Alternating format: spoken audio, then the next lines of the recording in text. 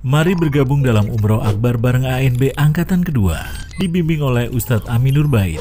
Insya Allah berangkat akhir Februari 2024. Hubungi 0812 9090 4331. Assalamualaikum warahmatullahi wabarakatuh. Innal hamdalillah nahmaduhu wa nasta'inuhu wa nastaghfiruh wa na'udzu billahi min shururi anfusina wa sayyiati a'malina. Man yahdihillahu fala mudilla lahu wa man yudlil fala hadiya lahu. Wa ashhadu an la ilaha illallah wahdahu la syarika lahu wa ashhadu anna Muhammadan 'abduhu wa rasuluh. Ya ayyuhalladzina amanu taqullaha haqqa tuqatih wa la tamutunna illa wa antum muslimun. Ya ayyuhan nasu taqu rabbakumul ladzi khalaqakum min nafsin wahidah wa khalaqa minha zawjaha wa batha minhuma rijalan katsiran wa nisaa'a wattaqullaha alladzi tasaaluna bihi wal arham innallaha kana 'alaikum raqiba. Ya ayyuhalladzina amanu taqullaha wa qulu qawlan sadida yuslih lakum a'malakum wa yaghfir lakum dhunubakum wa man yuti'illaha wa rasulahu faqad faza fawzan 'azima. Amma ba'du fa inna asdaqal hadithi kitabullah wa khairal huda huda nabiyyina Muhammadin sallallahu alaihi wasallam wa syarral umuri muhdatsatuha fa inna kulla muhdatsatin fid dini bid'ah wa kulla bid'atin dhalalah wa kulla dhalalatin finnar. Wa usalli wa usallim ala nabiyyina Muhammadin wa ala alihi wa sahbihi ajma'in. Hadirin jamaah Jumat belakang Allah Ta'ala, sebagaimana yang kita saksikan saat ini bahwa masyarakat kita sedang berada dalam suasana tahun politik, dan terkadang antara satu dengan yang lain mereka saling menyudutkan.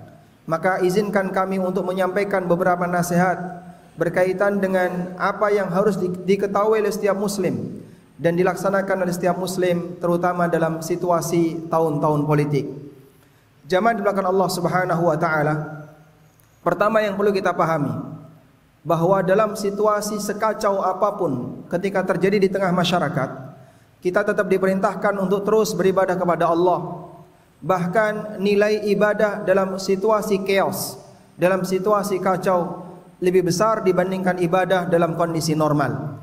Sebagaimana yang disebutkan dalam hadis riwayat Muslim, Nabi sallallahu alaihi wasallam bersabda, "Al-ibadatu fil haraj kahijratin ilayya."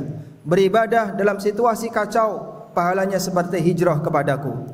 Kita memahami bahwa tidak ada amal berhijrah menemui Nabi sallallahu alaihi wasallam karena kota Mekah telah menjadi negeri muslim dan Nabi sallallahu alaihi wasallam telah meninggal dunia.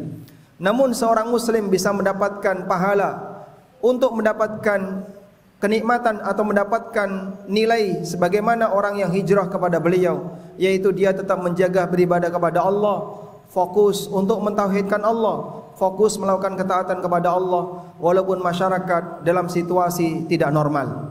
Karena itu jamaah di belakang Allah, jangan sampai perhatian kita 100% hanya tertuang dalam urusan politik, sementara perhatian dalam urusan ibadah dan yang lainnya kita tinggalkan. Pesan yang kedua, bahwa kita perlu memahami kondisi bermusuhan, dan ketika seseorang tegang dengan orang lain, semuanya akan berlanjut di akhirat apabila tidak selesai di dunia. Karena itu Allah Subhanahu wa taala perintahkan kepada kita agar selalu menjaga persatuan dan persahabatan dengan sesama muslim dan menjaga ketenangan di lingkungan. Allah Subhanahu wa taala berfirman, "Wa'tasimu bihablillahi jami'an wa la tafarraqu." Berpegang teguhlah kalian dengan tali Allah dan janganlah kalian berpecah belah. Dan yang namanya permusuhan nanti akan diulang di akhirat. Allah Ta'ala mengatakan, "Innaka mayyitun wa innahum mayyitun, thumma innakum yaumal qiyamati 'inda rabbikum takhtasimun." Kamu akan mati dan mereka akan mati. Kemudian kalian besok di hari kiamat akan berdebat di hadapan Rabb kalian, berdebat di hadapan Allah Subhanahu wa taala. Ketika turun ayat ini, sahabat Az-Zubair Ibn Awam bertanya kepada Nabi sallallahu alaihi wasallam, "Ya Rasulullah, apakah semua sengketa yang pernah kita lakukan ketika di dunia akan diulang besok ketika di akhirat?" Kemudian jawab Nabi sallallahu alaihi wasallam, "Na'am, la yukarrarunna 'alaikum hatta yuqda haqqahu likulli dhi haqqin." Atau kama qala sallallahu alaihi wasallam. Betul, semua bentuk sengketa dan perselisihan akan diulang di hari kiamat sampai setiap orang yang punya hak akan dikembalikan haknya kelak di hadapan Allah Subhanahu wa taala.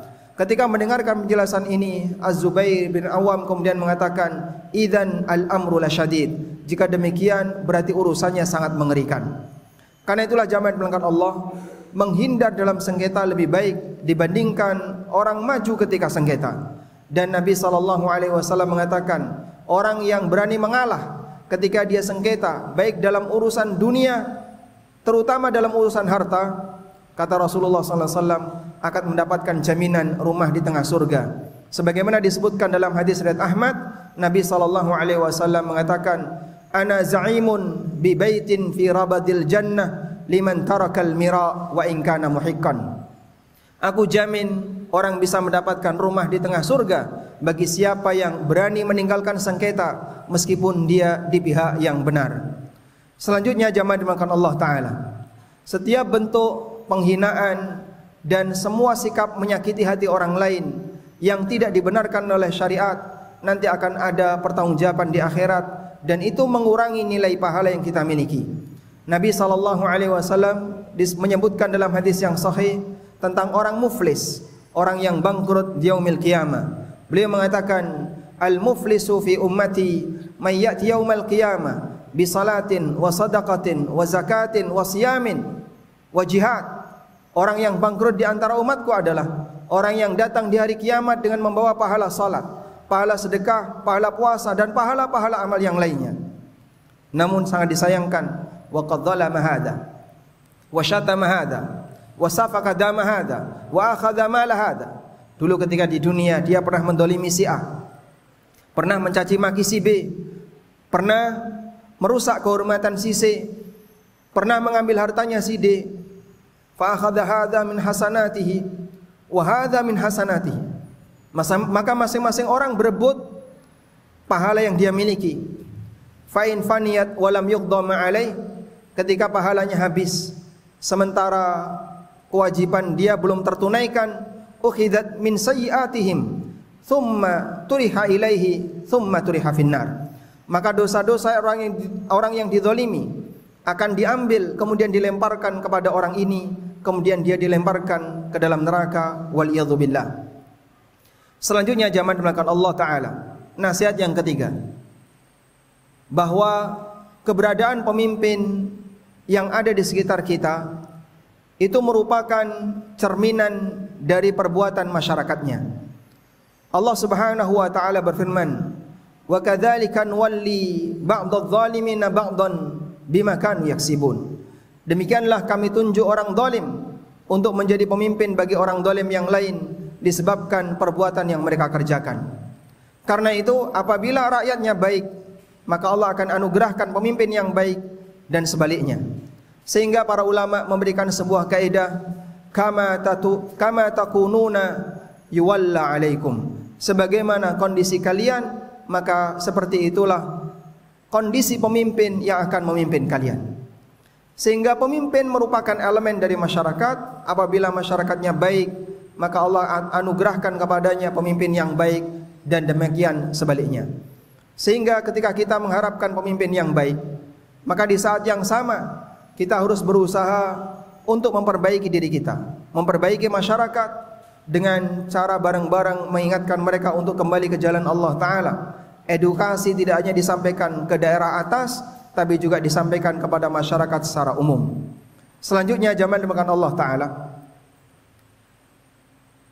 Nabi SAW mengingatkan bahwa ketika seseorang sudah menjadi pemimpin, tugas para rakyat berikutnya adalah berusahalah untuk menjadi rakyat yang baik. Salah satunya menghormati pemimpinnya.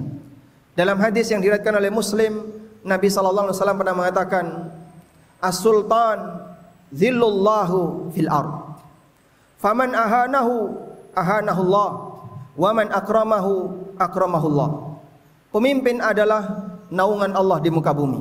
Siapa yang menghinakan pemimpinnya, maka Allah akan menghinakan dirinya, dan sebaliknya siapa yang memuliakan pemimpinnya maka Allah akan memuliakannya.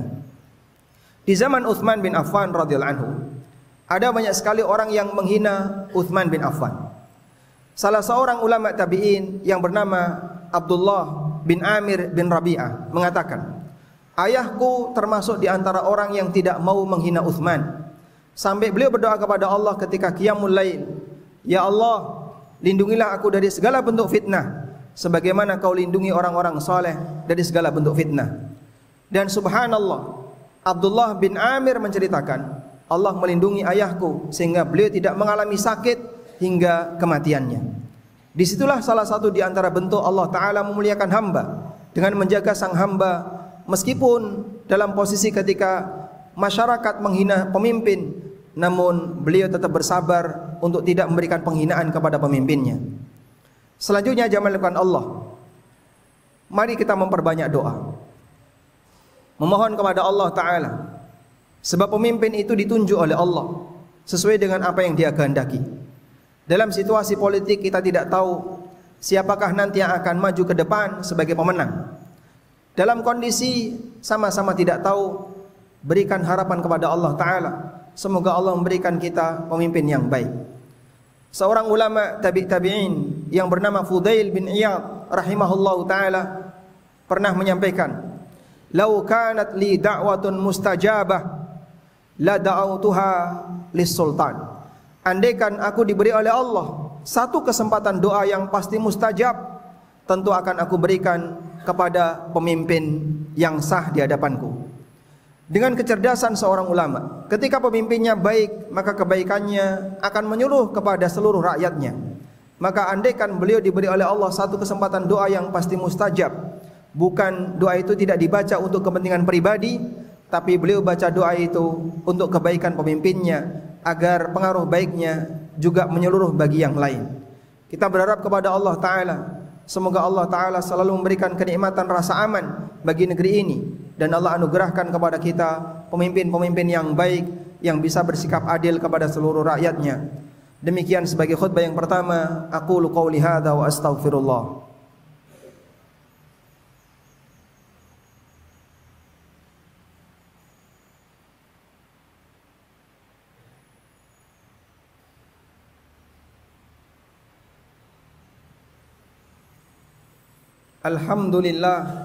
Alhamdulillahilladzi hadana lihadza wa ma kunna linahtadiya laula an hadanallah.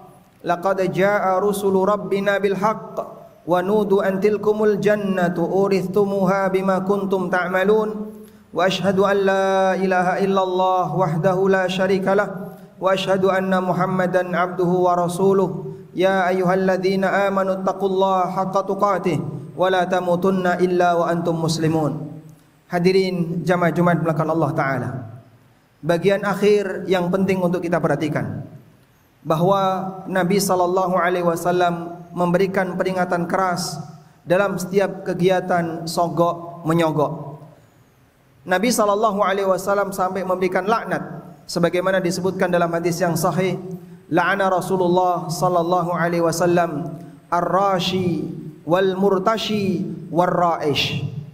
Rasulullah SAW melaknat orang yang menyogok, yang menerima sogok, dan orang yang menjadi perantara sogok. Dan di antara fatwa yang disampaikan oleh para ulama berkaitan dengan kegiatan politik, mereka menyampaikan, apabila ada salah satu calon yang dia menjadi bagian dari pemilihan, memberikan apapun bentuknya kepada masyarakat, baik berupa uang maupun dana apapun kepada masyarakat, mereka memahami itu statusnya adalah sogok. Dan rakyat yang menerima ini, dia dilaknat oleh Nabi SAW, sebagaimana pemimpin yang memberikan ini juga mendapatkan laknat. Karena sogok, baik yang memberi maupun yang menerima, dua-duanya dilaknat oleh Rasulullah SAW. Mari kita iringi suasana pemilu di sekitar kita dengan bertakwa kepada Allah, agar Allah anugerahkan kita pemimpin yang baik. Maka bagian dari pesan untuk seluruh muslim, hindari setiap bentuk menerima uang amplop maupun yang lainnya, karena ini bagian dari bentuk sogok dan menyogok yang dilarang oleh para ulama dalam dunia politik. Kita mohon kepada Allah Ta'ala, semoga Allah Ta'ala menganugerahkan nikmat aman dan nikmat kesejahteraan bagi kaum muslimin di Indonesia dan masyarakat yang lainnya, sehingga mereka bisa melakukan aktivitas dengan normal, beribadah kepada Allah dengan baik, dan Allah jadikan bumi ini sebagai baldatun tayyibah wa rabbun ghafur. Allahumma salli ala Muhammad wa ala ali Muhammad kama sallaita ala Ibrahim wa ala ali Ibrahim innaka Hamidum Majid.